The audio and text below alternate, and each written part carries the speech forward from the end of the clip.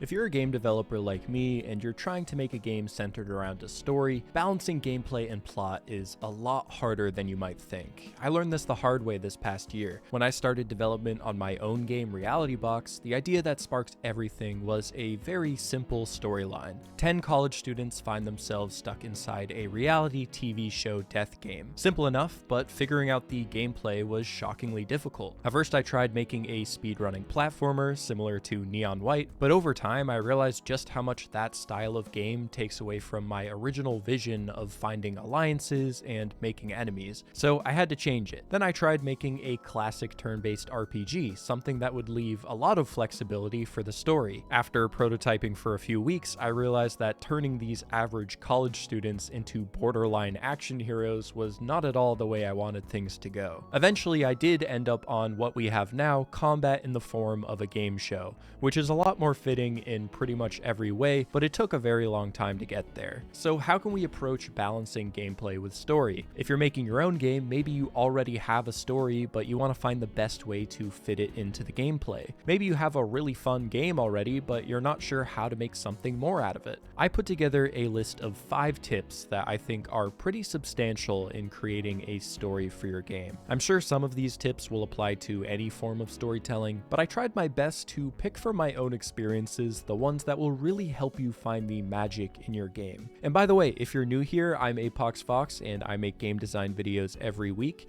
If you learned something new in this video and want to see more, consider subscribing. We'd love to have you. Now on to the list of 5 tips that I truly believe are key for creating the best possible story for your game.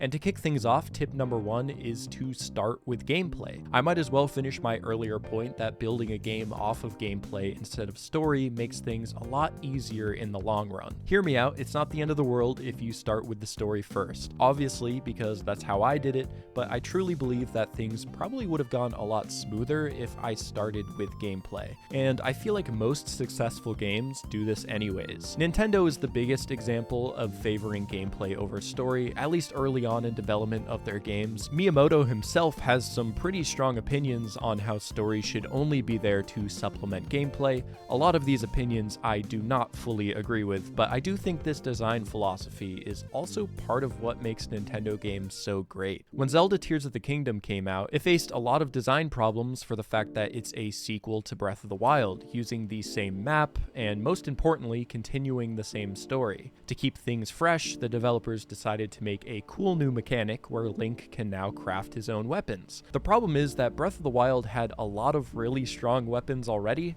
so why would the player waste time crafting weapons when they could just go back and find the old ones that are just as powerful? Well, there's 2 options here. Option 1, they could say, hey, this mechanic is fun, but it doesn't fit in our story, so let's not do it. It's a shame to lose a cool mechanic, but if you want to put story first, you just have to accept that you're also limiting gameplay ideas. The second option would be to change the story, add some sort of plot device that makes this mechanic work. Maybe Ganon's powers are so evil that it rusts every weapon in the game, and now the only way to get stronger weapons is to craft them yourself. And that's exactly what they did. Yeah, this solution is a little stupid, but it's a prime example of what it's like to build gameplay around a pre-existing story. They could have found another lore-accurate way to resolve this situation by changing the gameplay, but stories are a lot more flexible. And in the end, I do think that deciding to put gameplay first made for a better game. My point here is that starting your game with the story can restrict things a lot.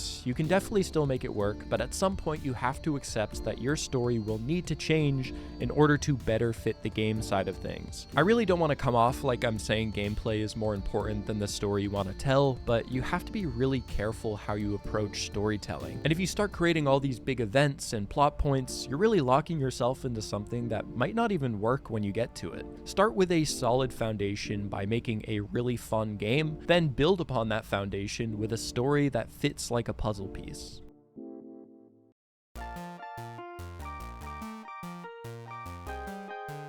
The next tip is to hook players with your story as soon as possible. It might sound obvious as a general storytelling guideline, it's advice you've probably already heard before, but when it comes to video games, hooks are handled very differently. Let's set the stage a little bit. Say you're making an RPG about a knight who's on a quest to save a princess from a dragon. Based on that description alone, there's a very low chance that someone's going to want to play this game. It's a game that we've seen 1,000 times before. You could secretly have an amazing story with lots of twists and great characters, but if there's no real hook to your game right out of the gate, no one's going to play long enough to see all that because they probably won't play it in the first place. But if you add a unique hook that's never been done before, maybe instead you play as the dragon who's framed by the knight for kidnapping the princess so that he can save her and become king. It's already 10 times more interesting. I think that newer indie game developers have a possibly unwarranted confidence when it comes to their games. Don't worry, I'm definitely included in this. We believe so deeply in the story we're trying to tell that we end up forgetting that we still need to prove ourselves to our players.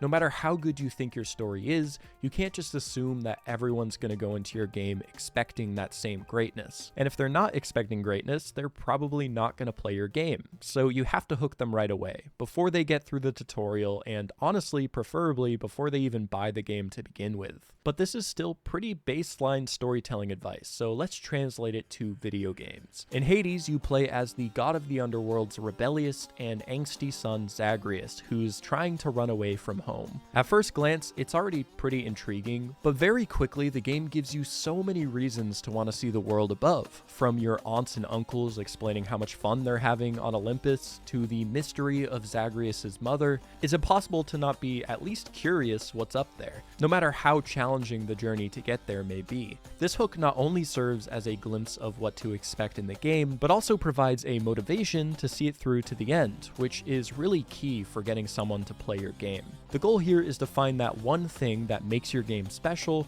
and put that right at the forefront. Time for a bonus tip. There's actually a really awesome class by Daniel Jose Older called Storytelling 101, and although he dives into some of the broader topics of fiction storytelling, I think he does a great job of explaining this idea of balancing different elements in your stories. You can actually find this class on Skillshare, the sponsor of this video. Skillshare is the largest online learning community for creatives, with thousands of classes led by industry experts across film, design, productivity, and you guessed it, even game development. Want to learn how to make pixel art like I do in my videos? Skillshare has dozens of classes for that. There's also classes on game engines, programming, VFX, 3D modeling, music, basically everything you could possibly need to make a game. Personally, my favorite aspect of Skillshare are the learning paths, which are collections of curated classes that focus on mastering a specific skill, which can be anything from UI design to 3D animation. The first 500 people to use my link in the description will receive a 1-month free trial of Skillshare. It's a great opportunity to check it out, see if it works for you, and learn a lot completely free for 30 days. Some of you might not know this, but I actually started on YouTube as a gaming journalist, and a lot of the skills I learned for understanding the ins and outs of game design came from diving deep into these topics online. So whether you're an aspiring game developer or just really like video games, go ahead and check out the Skillshare link down below for a 1-month free trial, browse a little bit, and find out if Skillshare is right for you.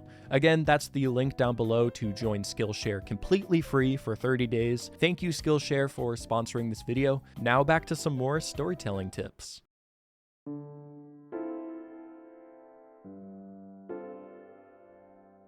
Let me ask you this, what separates a video game story from, say, a book? The only way to experience a book is by reading it, and no matter how you choose to read the book, nothing in the story is gonna change. You experience it the way it's intended, and that's it. Video games are obviously a little different because instead of there being just one way to experience a game, telling a story is just as much the player's responsibility as it is the developer's. It's more like a collaboration. The developer sets the stage and presents obstacles and events, and the player decides how everything unfolds within those events.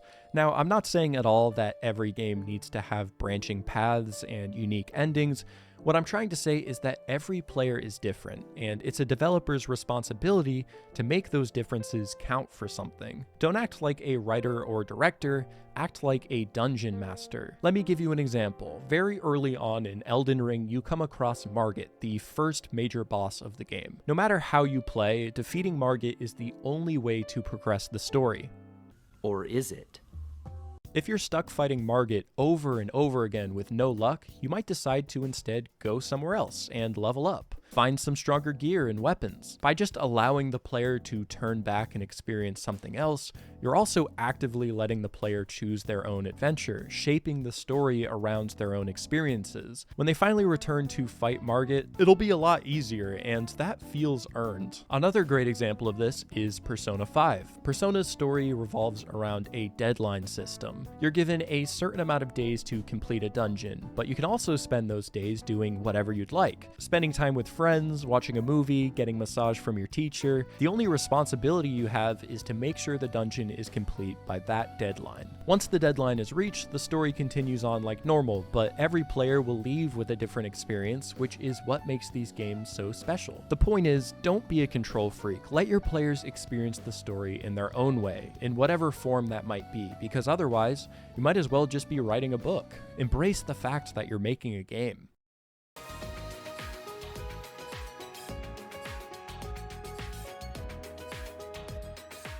Over the past 10 years, I feel like the gaming community has become obsessed with this idea of environmental storytelling. The first place I remember hearing about it was in Skyrim. Sometimes while exploring the world, you'd come across these small landmarks like camps or shrines. This really didn't have anything to do with the overall story, but it was still really cool to find stuff like this and try to piece together how these landmarks came to be. In reality though, I think environmental storytelling goes much deeper than you might think. These aren't just random landmarks for storytelling purposes, they're actually incredibly sophisticated and intentional design choices that bring all elements of the game to the forefront in order to support the story. Using Skyrim as a shining example, let's talk about everything that happens when you come across an abandoned campsite. Sometimes there are enemies, an opportunity to get some XP or maybe some loot. Sometimes there's an NPC there to give you a new quest. Usually there's also a cooking station for making some food, or maybe an alchemy table for making potions. You could also risk using some of these tents to sleep through the night, something that might make traveling a little easier. By allowing the player to engage with gameplay mechanics, this seemingly random encounter of a campsite becomes a memorable moment in their own story. This is all to say that a video game story isn't just something that you write. A well-designed game writes itself. Think of your game as a recipe. Each ingredient represents a different element of your game. You've got the main ingredients like gameplay, story, art, and music, which are really your meat and potatoes. And then you've got the spices that enhance the whole experience. These are your characters, the theme and atmosphere of your game. Anything that takes those main ingredients to the next level. If any of these ingredients are missing, it could ruin the entire dish. But when all these ingredients work together in tandem, you end up with something that tastes really good. I'm kind of hungry now. My point is that story works best when all elements are equally important. If you want your player to become fully invested in your story, that means more than just having good writing. When every ingredient is just right, the story doesn't just unfold, it simmers, builds, and leaves a lasting taste. That's a recipe for a story players won't just remember, but savor.